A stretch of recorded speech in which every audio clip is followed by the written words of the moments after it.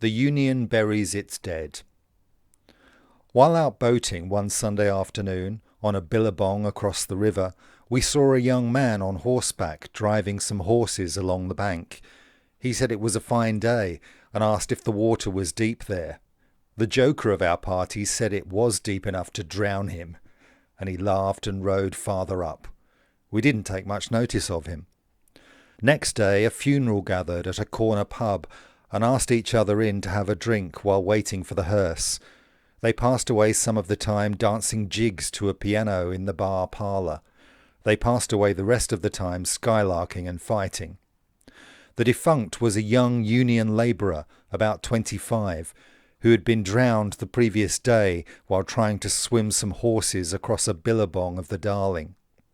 He was almost a stranger in town, and the fact of his having been a union man accounted for the funeral. The police found some union papers in his swag and called at the General Labourers' Union office for information about him. That's how we knew. The secretary had very little information to give. The departed was a Roman, and the majority of the town were otherwise. But unionism is stronger than creed. Liquor, however, is stronger than unionism, and when the hearse presently arrived, more than 2/3 of the funeral were unable to follow.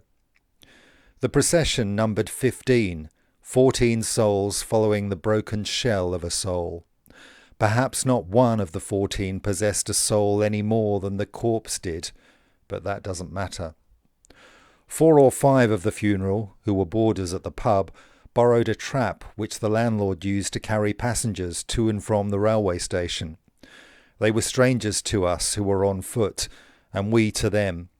We were all strangers to the corpse.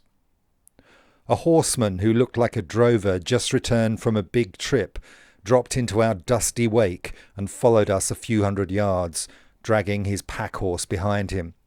But a friend made wild and demonstrative signals from a hotel veranda, hooking at the air in front with his right hand and jobbing his left thumb over his shoulder in the direction of the bar, so the drover hauled off and didn't catch up to us anymore. He was a stranger to the entire show. We walked in twos. There were 3 twos.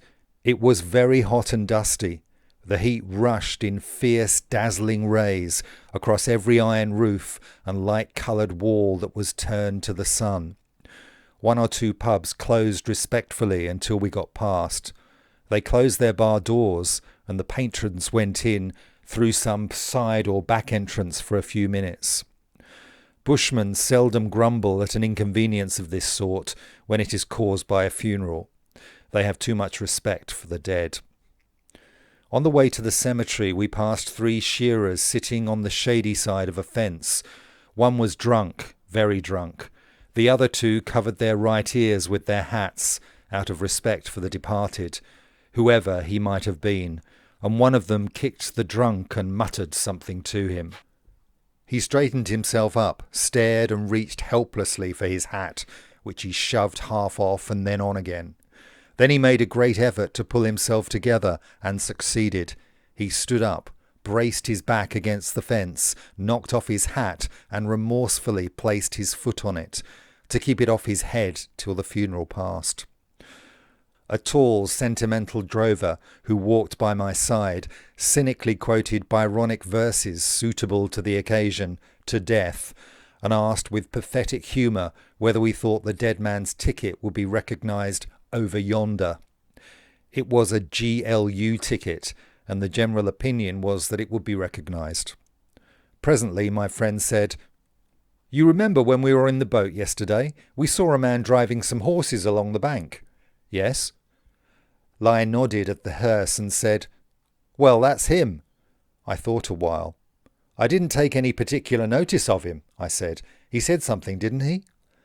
"Yes, said it was a fine day. You'd have taken more notice if you'd known that he was doomed to die in the hour, and that those were the last words he would say to any man in this world."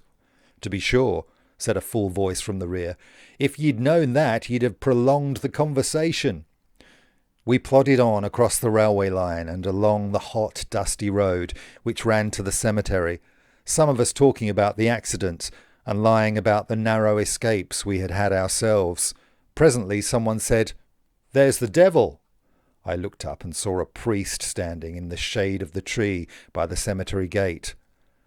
The hearse was drawn up and the tailboards were opened. The funeral extinguished its right ear with its hat as 4 men lifted the coffin out and laid it over the grave. The priest, a pale, quiet young fellow, stood under the shade of a sapling which grew at the head of the grave. He took off his hat, dropped it carelessly on the ground, and proceeded to business. I noticed that 1 or 2 heathens winced slightly when the holy water was sprinkled on the coffin.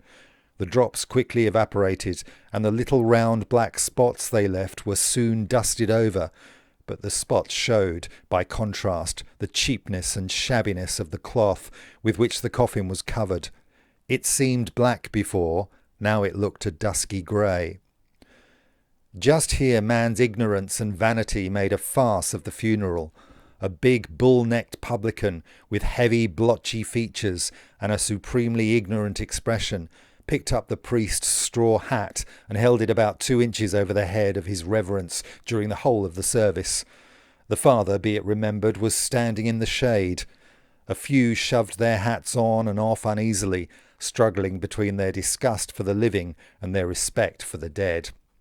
The hat had a conical crown and a brim sloping down all round like a sunshade, and the publican held it with his great red claw spread over the crown.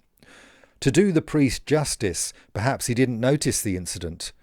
A stage priest or parson in the same position might have said, "Put the hat down, my friend. Is not the memory of our departed brother worth more than my complexion?" A wattle-bark layman might have expressed himself in stronger language, none the less to the point, but my priest seemed unconscious of what was going on. Beside, the publican was a great and important pillar of the church. He couldn't, as an ignorant and conceited ass, lose such a good opportunity of asserting his faithfulness and importance to his church. The grave looked very narrow under the coffin, and I drew a breath of relief when the box slid easily down. I saw a coffin get stuck once at Rookwood, and it had to be yanked out with difficulty and laid on the sods at the feet of the heartbroken relations who howled dismally while the gravediggers widened the hole. But they don't cut contracts so fine in the West. Our gravedigger was not altogether bowelless, and out of respect for all that human quality described as feelings, he scraped up some light and dusty soil and threw it down to deaden the fall of the clay lumps on the coffin. He also tried to steer the first few shovelfuls gently down against the end of the grave, with the back of the shovel turned outwards, but the hard, dry Darling River clods rebounded and knocked all the same. It didn't matter much, nothing does. The fall of lumps of clay on a stranger's coffin doesn't sound any different from the fall of the same things on an ordinary wooden box. At least I didn't notice anything awesome or unusual in the sound, but perhaps one of us, the most sensitive, might have been impressed by being reminded of a burial of long ago, when the thump of every sod jolted his heart.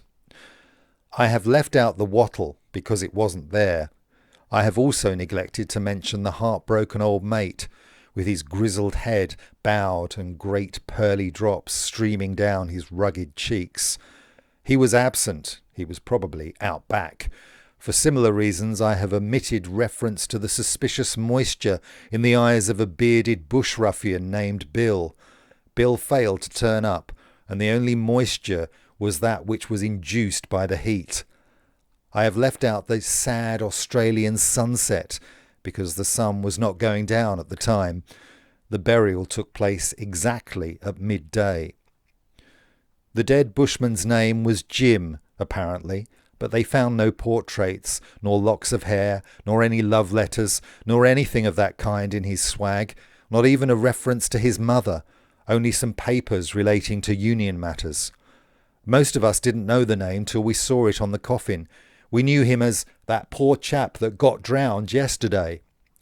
"So his name's James Tyson," said my drover acquaintance, looking at the plate. "Why, didn't you know that before?" I asked. "No, but I knew he was a union man." It turned out afterwards that JT wasn't his real name, only the name he went by. Anyhow, he was buried by it, and most of the great Australian dailies have mentioned in their brevity columns that a young man named James John Tyson was drowned in a billabong of the Darling last Sunday. We did hear later on what his real name was, but if we have a chance to read it in the Missing Friends column, we shall not be able to give any information to heartbroken mother or sister or wife, nor to anyone who could let him hear something to his advantage, for we have already forgotten the name.